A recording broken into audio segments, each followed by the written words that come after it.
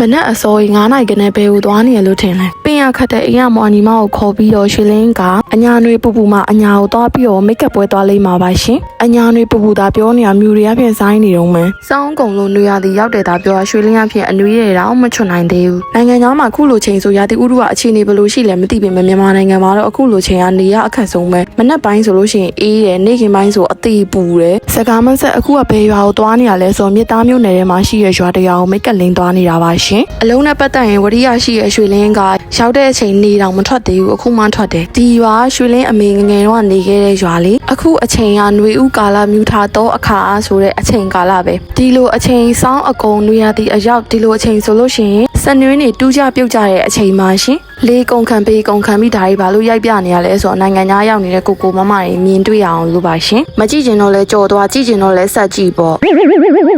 နေရအတော်ရီဆိုတော့တူမတွေလာမယ်လဲပြောချက်ပြုတ်နေရရှိရပဲမြို့ပေါ်ကသူတွေကိုစီရင်တာမကောင်းပြောအောင်မဟုတ်နေရသူတွေကပို့ပြီးတော့ယူသားပြီးတော့စီရင်တာကောင်းနေတိလားဒီအိမ်လေးကရွှေလင်းအမေငငယ်တော့နေခဲ့တဲ့အိမ်လေးပါရှင်စွန်နှွေးမုံဆိုမစစ်မှာမပူရအောင်စီဆိုမစစ်မှာမပူရအောင်အစစ်မှန်အမှန်ကန်နေပဲကြိတ်ပြီးတော့တုံးတာလေးနေမှာဆိုတော့အလာတော့ကရွာထိပ်မှာတွေ့ခဲ့တဲ့စင်ရင်နှကောင်ရေချိုးနေတာကိုပြန်သွားကြည့်ပါအောင်မယ်ရှင်စင်ရေချိုးတာကိုကိုရီရင်ကြည့်ကျင်တာမဟုတ်ဟိုဘက်ကနွားလဲသမားကလည်းရက်ကြည့်နေတာတွေ့လားလမ်းကြုံဝင်ဆက်စုနေတာသူများသွားပြီးဆက်စုရပြောတာကိုတောင်မှကြည့်ကျင်လို့အိမ်ကနေနောက်တစ်ခေါက်ပြန်လှည့်လာပြီးတော့ဆက်စုမှတ်ဘူးလုံနေတဲ့ဟာကိုလူဆိုတော့အဲ့လိုပဲလေကိုမျက်စိကိုကြမမြင်ဘူးသူများမျက်စိကြတော့မြင်နေ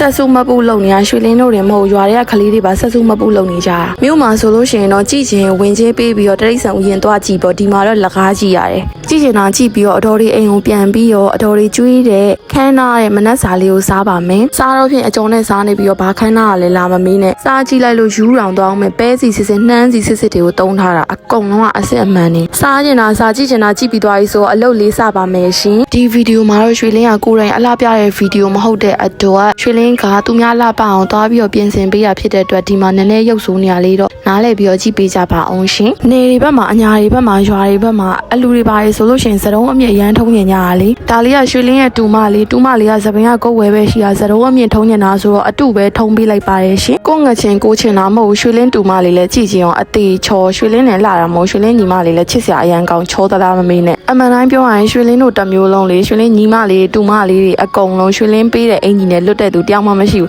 အခုတူမလေးကလည်းရွှေလင်းပေးတဲ့အင်ကြီးလေးဝတ်ထားတွေ့ရောလေကျင်နဲ့ပြီးတော့ပျော်နေတာရွှေလင်းကကိုယ့်အိမ်မှာသားမိမိသမီးဖေဖေသမီးဆိုပြီးတော့ခံကြဲပြီးတော့မင်းသမီးလိုနေရှင်နေလိမ့်မယ်အလုံးနဲ့ပတ်သက်လို့ရှိရင်တော့ဘာပဲလုပ်ပေးရအကုန်လုပ်ပေးရတိုးတက်ရှင်အောင်မြင်ရှင်တိတ်ကြီးခံရမှာပဲစတုံးလေးဆိုထုံးပေးထားဘလောက်တောင်တက်ရက်နေလဲကြည့်ကြည့်လိုက်တန်ထားရဲ့ပန်းတွေများရဲ့မပြောနဲ့ရွာအလူတွေနဲ့အလူတွေကလေပန်းအများကြီးပန်းရန်ရရွှေလင်းကိုယ်တိုင်ကလေတကယ်ခင်မိပြီးတော့လက်ရအရန်ကောင်းတဲ့လက်ဦးစရာ2ယောက်စီမှာတိတ်တိတ်ချာချာမိတ်ကပ်ပညာကိုတင်ထားတာရွှေလင်းကိုယ်တိုင်ကလည်းအလှပနဲ့ပတ်သက်လို့ရှိရင်စိတ်ဝင်စားတဲ့သူမို့လို့အလှပနဲ့ပတ်သက်လို့ရှိရင်နဲတလားများတလားရွှေလင်းကိုယ်တိုင်သိတယ်ဘလောက်ပဲတော်ဘလောက်ပဲတက်ပညာပြလို့မရပါဘူးရှင် client စိတ်တိုင်းကြပဲလုပ်ပေးရပါတယ်ရှင်ရွှေလင်းပြင်ထားတာရွှေလင်းလှတယ်ပြောလို့ရှိရင်လေကိုငချင်းကိုချင်နဲ့ဖြစ်အောင်မှာရွှေလင်းရဲ့လက်ရာတကယ်လှမလှဆိုတာလေကွန်မန့်လေးမှတ်ပေးပါအောင်ရှင်တူမလေးကိုပြင်ပြီးတော့ပြီးသွားပြီလားဆိုမပြီးသေးပါဘူးရှင်နောက်တစ်ယောက်ကိုပြင်ဖို့အတွက်နောက်တစ်အိမ်ကိုကူးပါမယ်မှန်တော့စကားပြောရရင်ရွှေလင်းကဖုံတရားကြောက်တဲ့တော်သူမှာပါရှင်ကိုဖြစ်ရှင်တဲ့ရီမန်းချက်လေးပန်းနိုင်လေးရှိသေးရဲ့ဆိုတော့ဖုံလေးမကြောက်နိုင်တော့ပါဘူးရှင်ဒီညီမလေးကဒီရွာမှာတိတ်ကျဲတထေးသမီး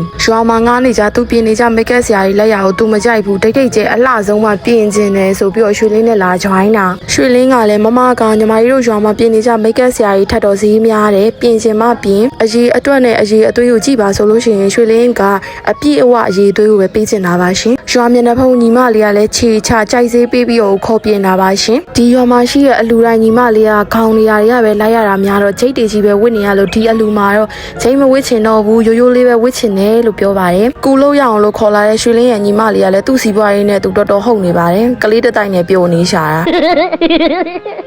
ာညီမလေးရဲ့စိတ်တိုင်းကြမိတ်ကပ်ကလေးရောစပင်လေးရောပြင်ပေးထားပါရဲ့ရှင်ရွှေလင်းရဲ့စိတ်တိုင်းကြဆိုလို့ရှင်တော့ချိတ်ဝစ်စေချင်တာပါဒါမဲ့လည်းညီမလေးကမဝစ်ချင်ဘူးဆိုလို့ရိုးရိုးလေးပဲလှလှလေးပြင်ပေးထားပါရဲ့ရှင်ညီမလေးကအသားလေးနည်းနည်းလေးညိုတယ်သူ့ရဲ့စိတ်တိုင်းကြတကူလုံးဖွေးနေအောင်လှအောင်လင်းချင်တယ်ဆိုလို့ရွှေလင်းကဖွေးကော့နေအောင်လက်တွေကအစားဖောင်ဒေးရှင်းနဲ့တိတ်ပြီး ပြီးတော့တေချာလိမ့်ပေးထားတာပါရှင်ရွှေလင်းရဲ့ client ခြေလားမခြေလားဆိုကိုရန်တော်2ယောက်ငါပြီးတော့အလူကိုလှည့်ချပစ်လိုက်တာနော်ဒါလေးတွေကရွာဘက်နယ်ဘက်ဒီမှာလေးချစ်စရာကောင်းတဲ့ဒလိလေးတွေပါရှင်မနက်ကစမမြောင်းထဲမှာရေချိုးနေတဲ့စင်ကြီးနှစ်ကောင်ကလည်းအလဲထဲမှာပါပါရဲ့ရှင်တချို့မသိတဲ့သူတွေကရွာမှာဆင်ရှိရဲ့ထင်နေမှာဆိုလို့အလဲလဲဖို့အတွက်ခေါ်ထားတာငားထားတာရွှေလင်းရဲ့တူမလေးကနားရင်းပါတာပါရွှေလဲစီးကျင်လဲရပင်မဲ့ချီချင်းရှောက်ရင်အပြိုမတွေကပို့ပေါ်တာမို့လို့ချီချင်းရှောက်တာပါရှင်ကိုတူမမို့ကိုပြောတာမဟုတ်အကုန်လုံးထဲမှာသူအလှဆုံးထင်တာပဲ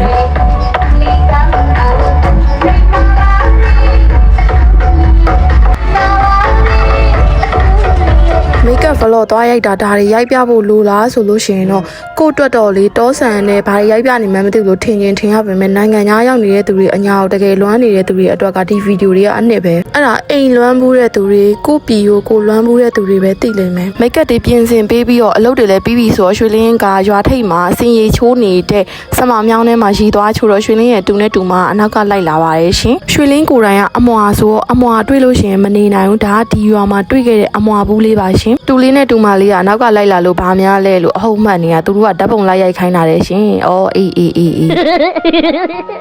ငငယ်တော့ရွှေလင်းတို့ရဲ့အမတွေမြောင်းထဲမှာရေချိုးနေပြီဆိုလို့ရှိရင်ကန်းဆက်ကနေနဲ့ရွှေလင်းတို့ငငယ်ရတယ်ဒီလိုလေးပဲကြည့်ခဲ့ရတာသူတို့နှစ်ယောက်ကိုကြည့်နေရတာရွှေလင်းတို့ငငယ်တော့ငယ်ဘဝအောင်မြင်နေရတယ်လို့ပဲဒီရက်ပိုင်းတွေမှာအလောက်ကလည်းပင်မနဲ့နေရလည်းမကောင်းအတန်တွေပါနာနေလို့ဗီဒီယိုရက်ကော့လုပ်တဲ့အချိန်မှာအတန်ဝင်နေရလေးကိုနားလဲပြီးတော့ကြည့်ပေးကြပါအောင်ရှင်အဆုံးထိကြည့်ပြီးလို့အားလုံးဝင်ကျေးဇူးတင်ပါတယ်ရှင်။